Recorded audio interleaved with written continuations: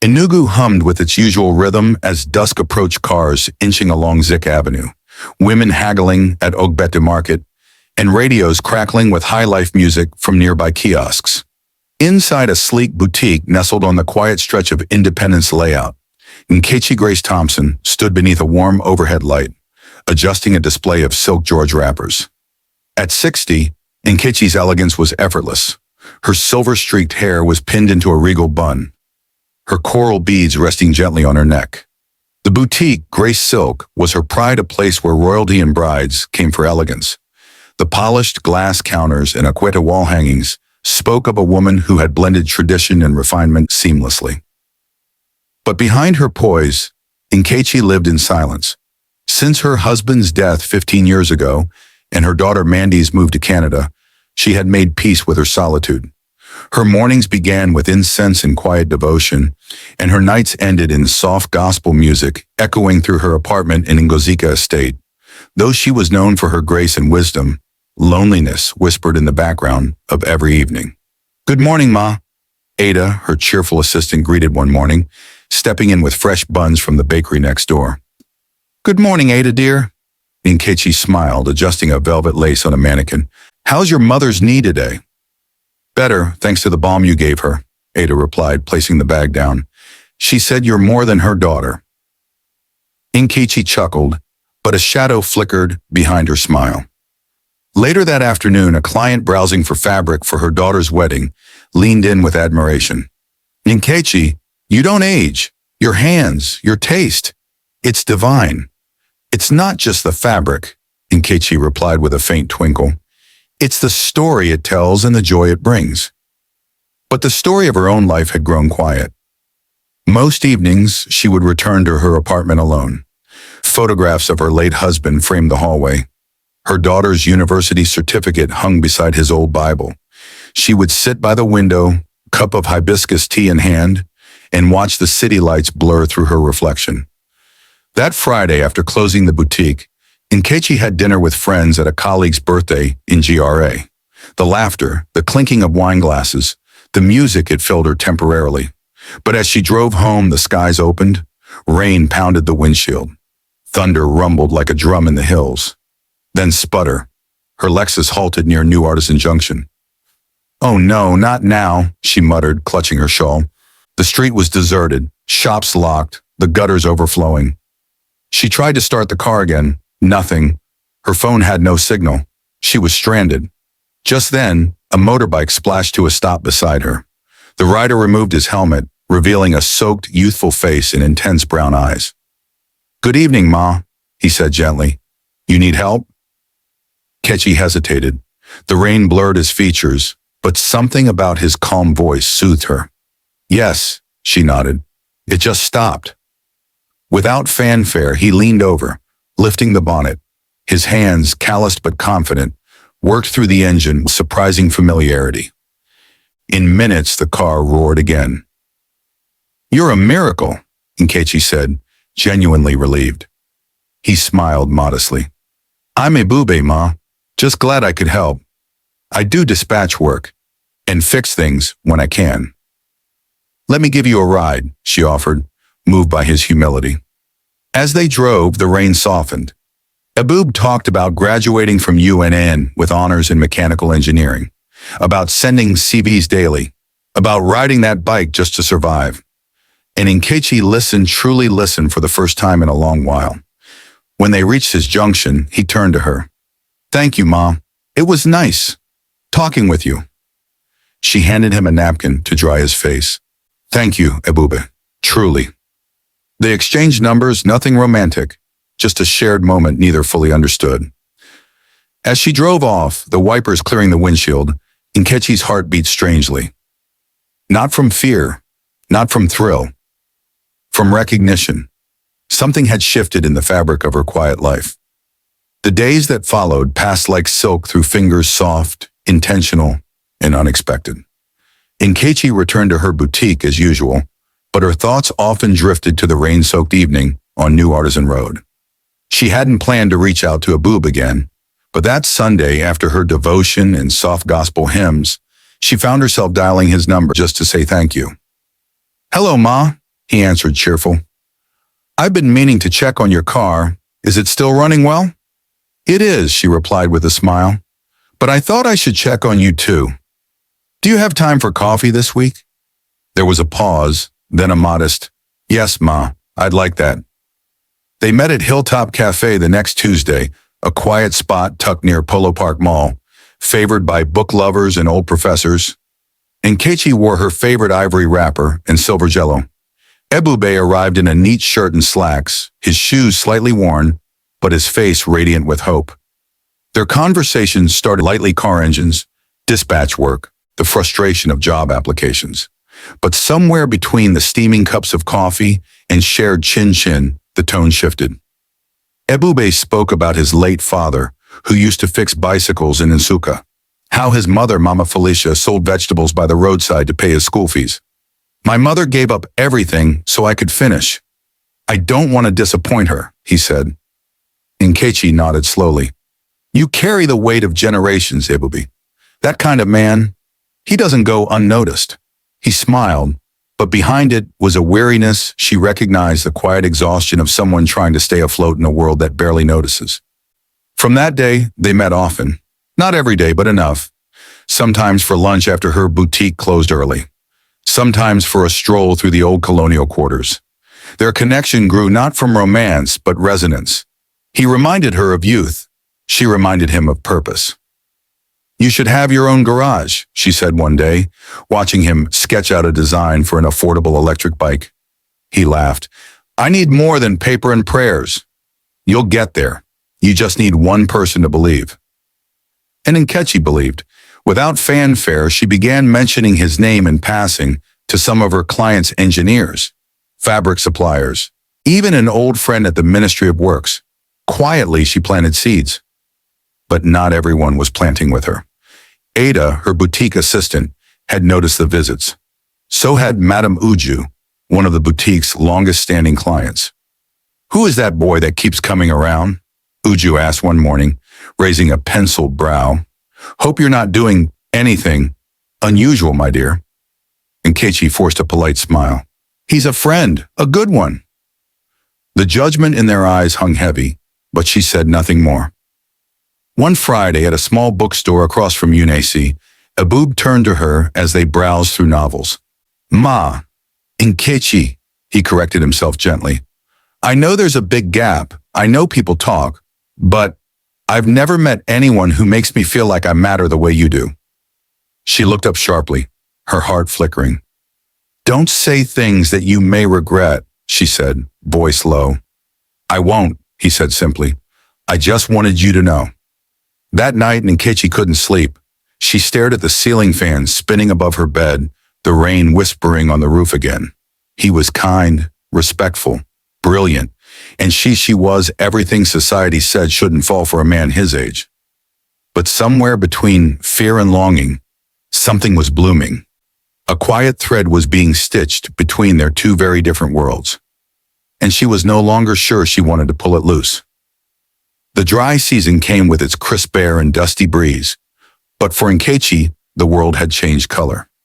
Ebube had become a gentle constant, appearing at her boutique after work with chilled zobo, surprising her with ground nuts wrapped in old newspapers, even fixing a faulty air conditioner without being asked. They never defined what was growing between them, but the way he looked at her, not with charity, but with respect and quiet admiration, warmed something long dormant. Still, Nkechi tried to keep her distance.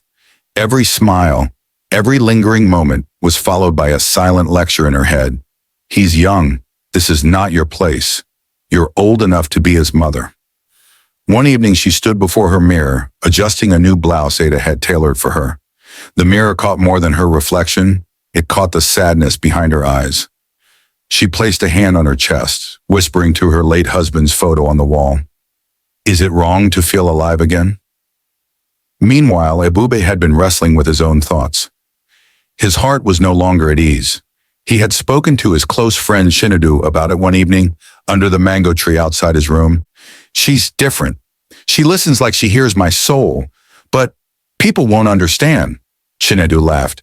Ebube, she's almost your mother's age. I know, he whispered, but I've never felt more seen or more respected. It wasn't lust, it was longing for safety, for peace, for someone who saw beyond struggle. A few days later, they sat under the shaded balcony of Hilltop Cafe, sipping palm wine from clay cups. "Nkechi," he began, his tone quiet but firm. "I know people talk. I know there's a difference in our years, but I need to say this, even if it ruins everything." She looked at him, her eyes cautious. "I love you." The words hung in the air like incense. He continued, "You don't have to respond. I just need you to know. I don't care what society thinks. Your age doesn't scare me. He paused, his voice trembling. "You are the most extraordinary woman I've ever met." Nkechi's eyes watered. She turned her face to the street, blinking back emotion. "Ebube," she whispered, "do you know what you're saying?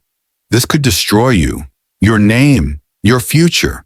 People will laugh. They will accuse you of using me." "I don't care," he replied softly. "Let them talk. I care about you."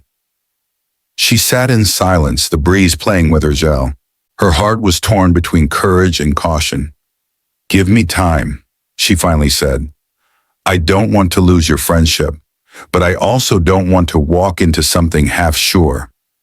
He nodded slowly, reaching out to gently squeeze her hand. "Time is fine. I'm not going anywhere." That night, as she returned home, her daughter Mandy called from Toronto. "Mummy, are you okay? You sound distracted." "I'm fine," she lied. "Just tired." They spoke briefly, but Nkechi didn't mention Ebube. Not yet. How could she? How do you explain to your adult daughter that someone younger than her is making your heart race again? By the end of the week, the whispers had started. "She's bewitched," someone said at the fabric market. "That boy is using jazz." "I heard she's funding his business," another muttered. One woman even asked Ada directly, "So your madam now follows small boys?" Ada didn't reply, but she told Nkechi that evening, her voice trembling. "Mama, they're talking. The way he comes around." Nkechi sighed deeply. "Let them talk. But what if they affect your business?" Nkechi looked out the window at the pink skies over Enugu. Then they were never really customers, only spectators. Her voice was calm, but her spirit was at war. She had spent her life in grace and dignity. Now, for the first time, she was being asked to choose between peace and possibility. And somewhere deep inside her, far beneath the lace, the coral beads, the poise a younger Nkechi was waking up, daring to hope for something she had long buried. Love. Real, honest, messy love. The gossip spread faster than the Harmattan wind. By the end of the month, whispers turned into stares. Women in the market who once knelt to greet Nkechi now greeted her with forced smiles. Some clients quietly stopped visiting the boutique.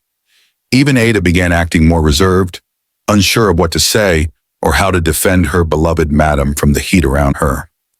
One Saturday afternoon, as Nkechi arranged new rolls of ankara in the display window, she heard a pair of women outside, speaking in hushed Igbo. She should be ashamed. 60-year-old woman playing love with a small boy. Chineke. "Me, I blame the boy," the second woman scoffed. "He's a gold digger, simple." The words landed like slaps. Nkechi's hand froze on the fabric, but she did not flinch. She had heard worse in silence. Instead, she walked to the back room and sat quietly, breathing through the ache. That evening, she closed the boutique early and went home. Ebube called later, sensing her quietness. "Are you okay?"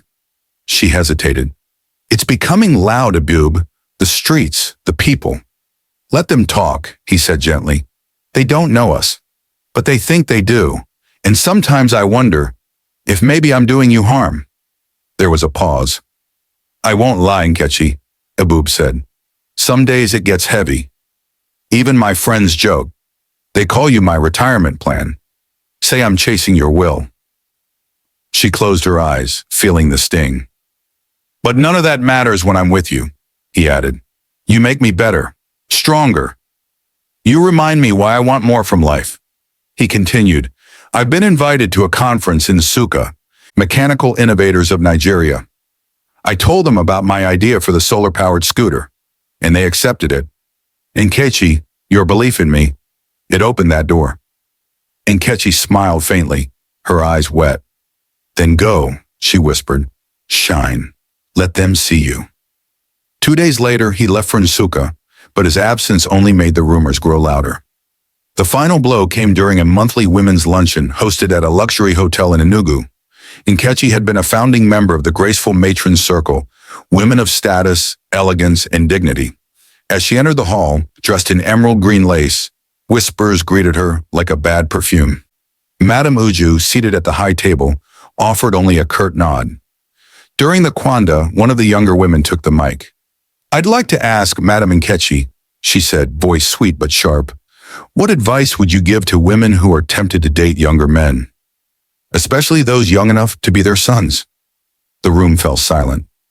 Nkechi stood slowly, regal in posture, but her voice was trembling.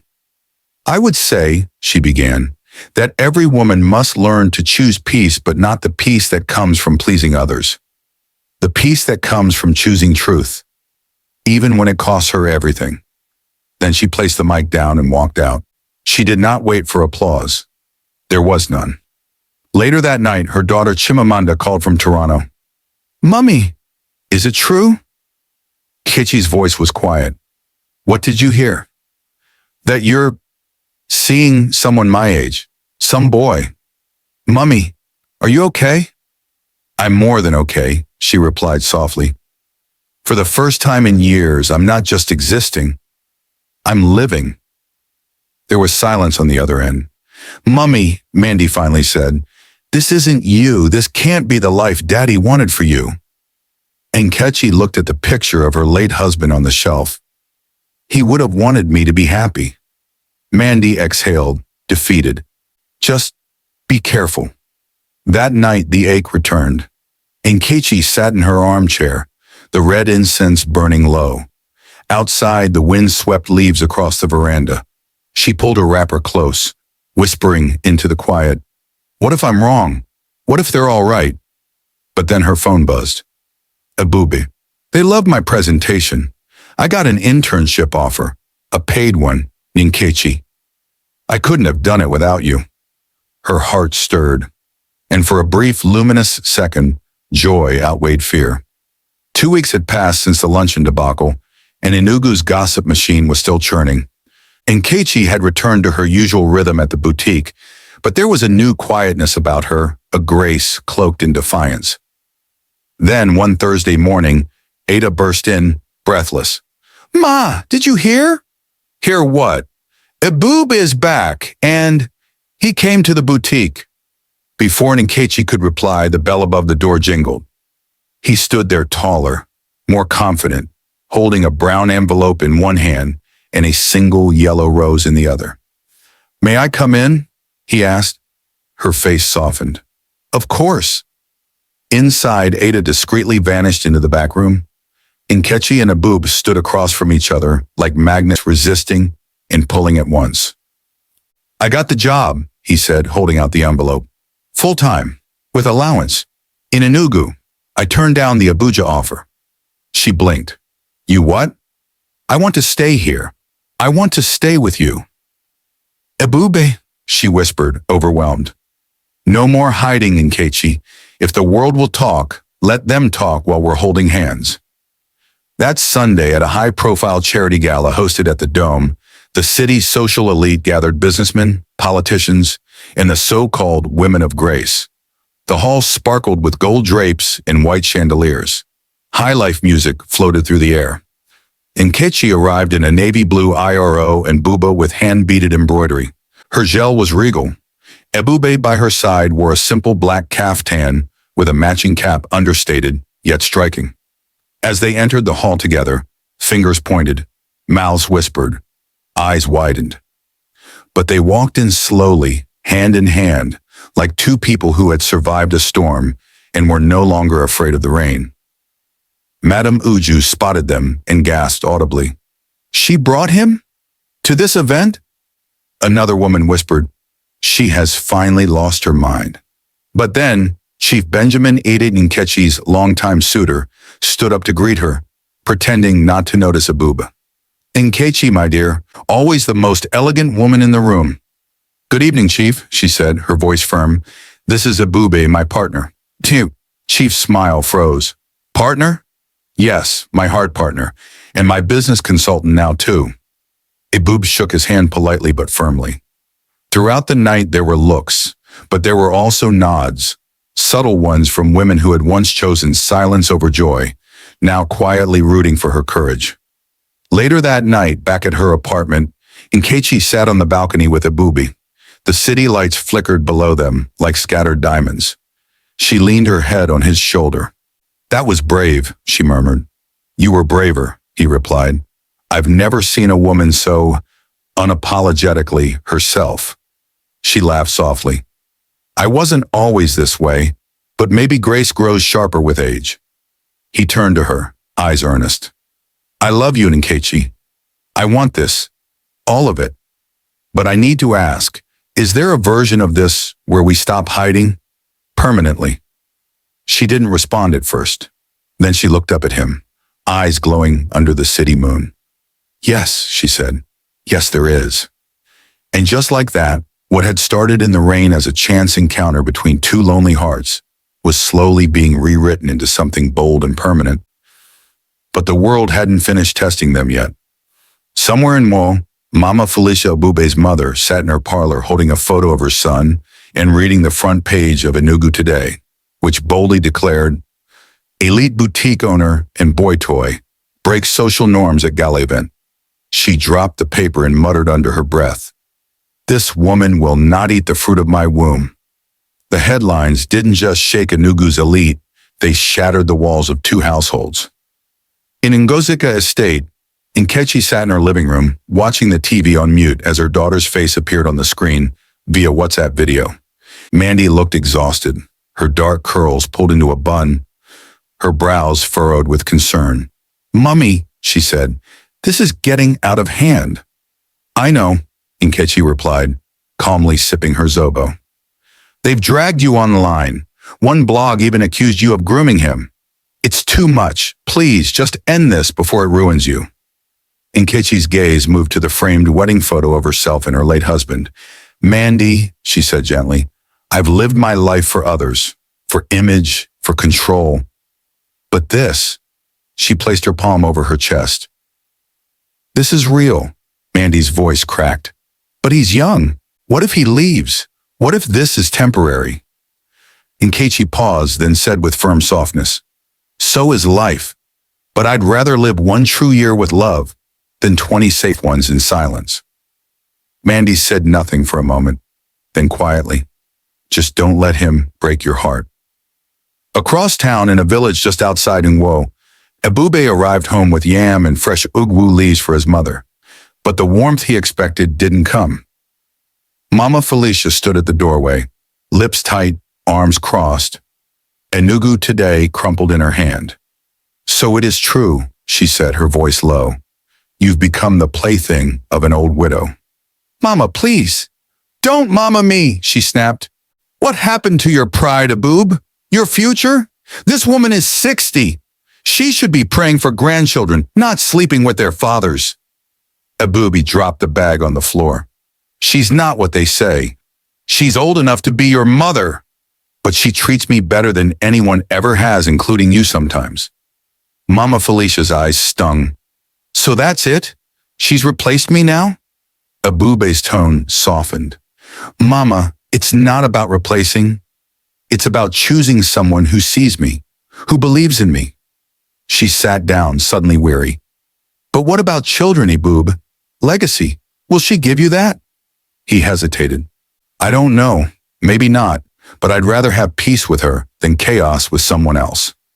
She sighed deeply, silent for a long time. Just don't let her destroy you. I won't, he said. She's the one helping me build. Back in the city, Chief Ide wasn't done either. That same week, he sent a lawyer to Nkechi's boutique, claiming Ebube was fraudulently listed as co-founder on a boutique expansion plan, a legal stunt to scare her. When Nkechi read the letter, her hands trembled for the first time in years. Ada found her in the back room, eyes closed, fingers clenched around the document. "Ma, what's wrong?" "People don't like love when it doesn't look like theirs," she said bitterly. But Ebube was already prepared. He met with his own contact in the Nsukka conference, a barrister who volunteered to defend him, pro bono. The case never even reached court. The letter was baseless, but it shook Nkechi to her core. That night she called Ebube. "Maybe we should step back, just for now." "No," he said immediately. "This is when we step forward." "Ebube, Nkechi, we face gossip, rejection, and now even legal tricks. But I'm still here, still choosing you. The only question is, are you still choosing me?" She didn't speak for a long time. Then she whispered, "Yes, yes I am."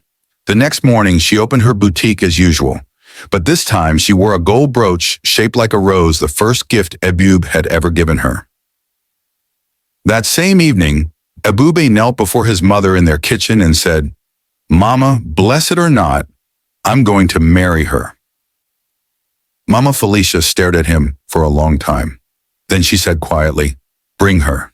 Let me look in her eyes." Something was shifting. The war wasn't over, but love had won another battle. It was a quiet Sunday afternoon when Ebube brought Nkechi to his mother's compound in Enugu. The narrow red earth path, the scent of firewood soup, the caged goats in the corner, it reminded Nkechi of a life she once lived as a girl. She wore a simple lilac wrapper and a white lace blouse. No makeup, no gele, just truth. Mama Felicia waited on the veranda in her blue-patterned ankara, her face unreadable. The moment they stepped in, the silence was so thick even the goat stopped bleeding. "Good evening, Mama," Nkechi greeted, kneeling gently. "Evening," Mama said, not moving from her seat. "You're welcome." Inside, Ebube served the soup himself, oha and fufu. Nkechi ate with dignity, though her hand trembled slightly as she scooped the warm food. When they were done, Mama finally spoke. "Nkechi Thompson," she said, her tone cool but even, "do you love my son?"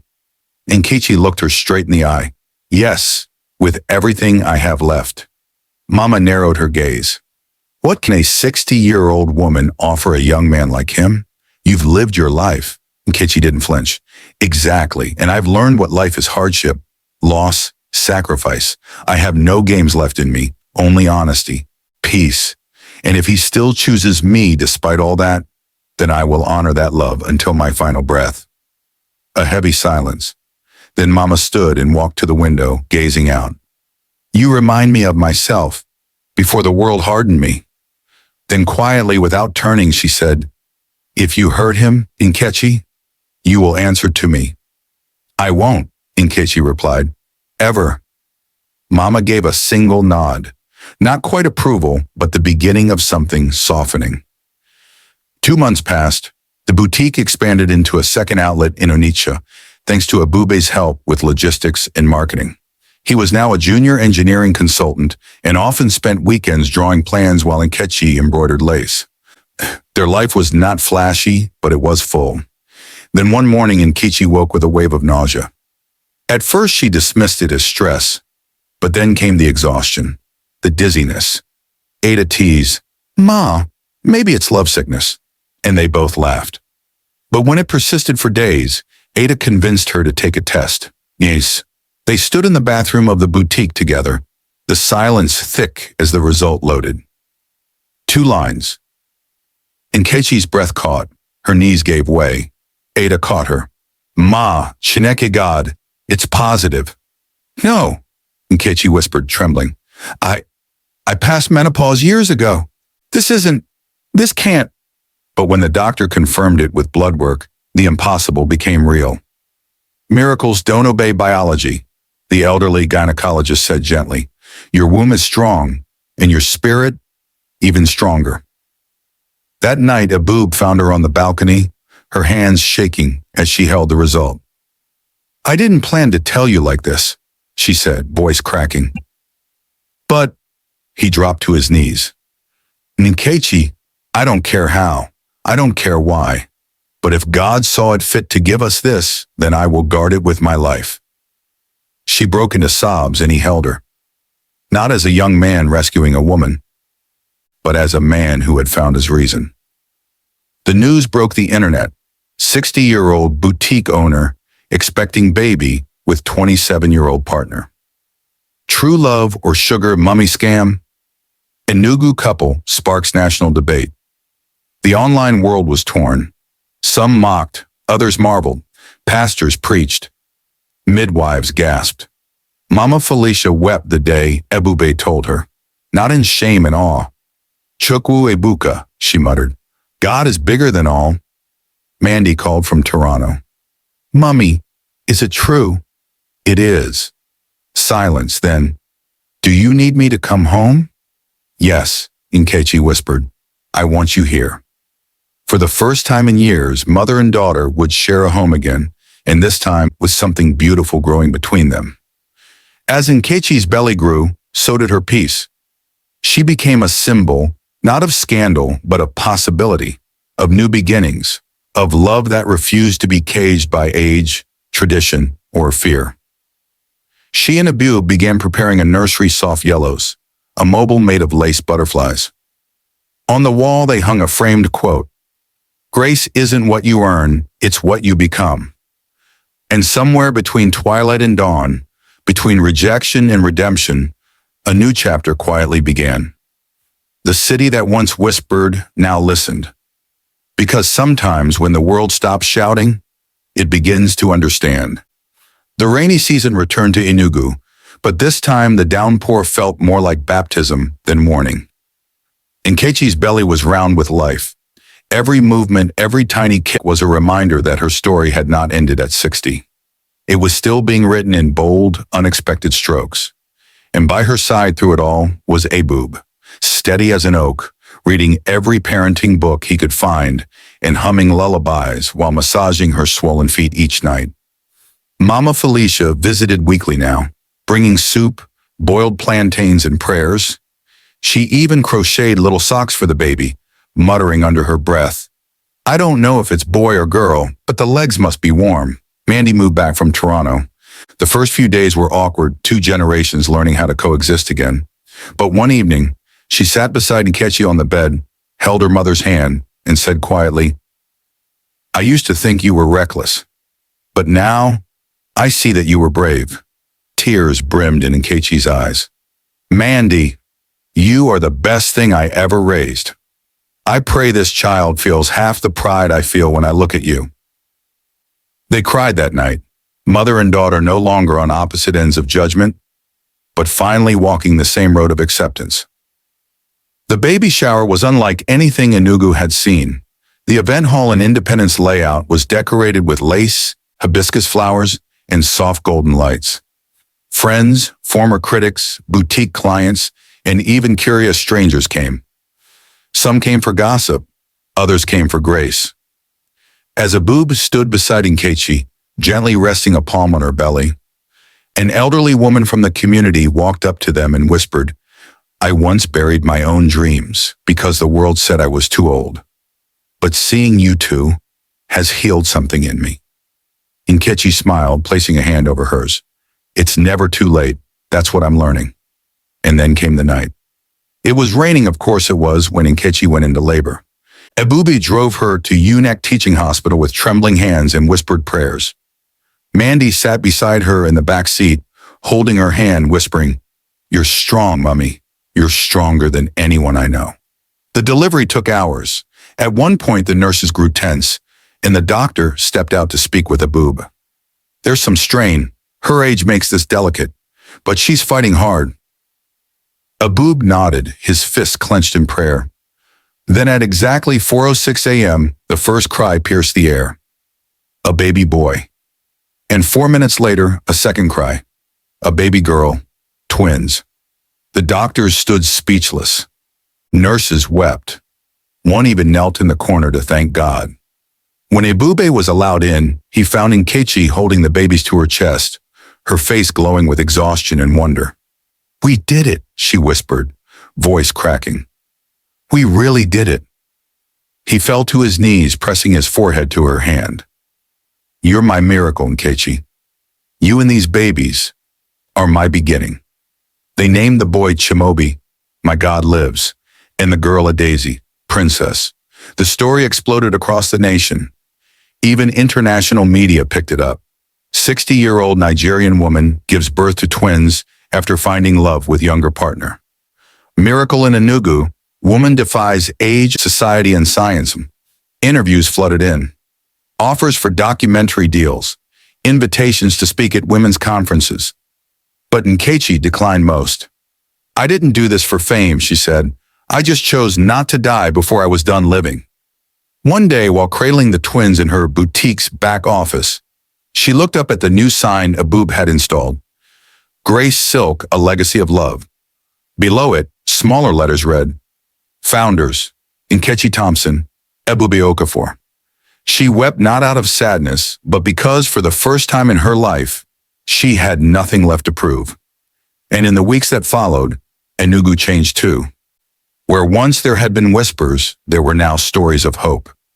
Where there had been judgment, there was now awe.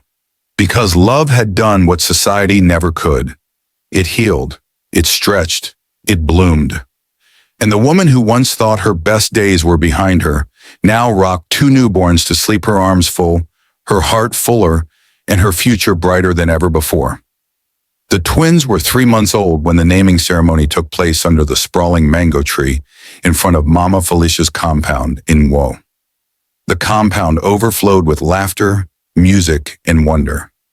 Women in vibrant wrappers sang praises as drums echoed in rhythm. Young children ran between chairs carrying plates of jollof and egusi. At the center, Nkechi sat, her head wrapped in soft ivory, the twins nestled in her arms like royalty. Ebube stood behind her, his eyes moist with pride as he gently rocked Adiza's tiny wrist. The entire community showed up not because of scandal, but because something sacred had happened. A story that began with gossip had become a celebration of grace. When it came time to speak, Mama Felicia stepped forward. She looked out over the crowd and then turned to Nkechi. At first, she began, I was afraid that the world would eat my son alive, that he was following a woman who would shame us. But today I stand here to say this woman gave my son purpose. She gave me grandchildren, and she gave all of us a story we'll tell for generations. The crowd erupted in cheers. Mandy, standing nearby, wiped a tear as she whispered to her mother, I'm proud of you, Mummy. Nkechi smiled, squeezing her hand. We got here, somehow. Back in Enugu, life didn't slow down. It blossomed. Ebube's solar scooter prototype was selected by a West African green tech incubator, and he began traveling for conferences in Ghana and Kenya. At every one, he introduced himself proudly as a father of twins and husband to the most graceful woman alive. Grace Silk opened its third branch this time in Abuja, run by Ada, who had now become part of their growing family. Mandy, inspired by her mother's boldness, left her tech firm in Toronto and returned home to launch a digital startup that connected women over 50 to health, fashion, and career revival tools. We call it the second sunrise, she told her team, because that's what my mother gave me proof that life can begin again, no matter the hour. But it was in the quiet moments that their legacy deepened. One evening, as the twins napped on a kente blanket in the living room, Nkechi sat beside Ebube, both of them watching the soft rise and fall of their baby's breath. The rain whispered gently on the roof, just as it had the night they met. You know, she said, resting her head on his shoulder, if anyone had told me I'd be starting over at 60, I would have laughed. And now, he asked, now, I understand. Grace isn't a reward for surviving life. It's the beginning of a new one. Ebube turned and kissed her forehead. You've given me everything, Nkechi. Not just love, not just these beautiful children, but permission to dream again. She reached for his hand. We did that for each other. In the years that followed, their story became legend, not because it was perfect, but because it was real. A woman once thought too old to matter. A man once dismissed as too young to love. Together they built a home filled with laughter, honesty, late-night feedings, and morning prayers. They raised children who would grow up knowing that love doesn't wear a clock, that miracles don't follow rules, and that family isn't defined by logic, but by who stands beside you when the world turns away. At her 65th birthday, surrounded by friends, family, and a now chubby pair of toddlers chasing balloons, Nkechi stood to make a toast. Her voice was steady, rich, and full. Once I thought my life was winding down, but Grace arrived in the form of rain, a broken-down car, and a boy who wasn't afraid to see the woman I'd buried inside me. She raised her glass. To love that comes late but never too late, and to anyone here who thinks it's over, I say this: your story is still unfolding. Let it. And beneath a sky split by stars, the people rose to their feet, clapping, cheering, and weeping. Because in that moment, they weren't just celebrating a woman.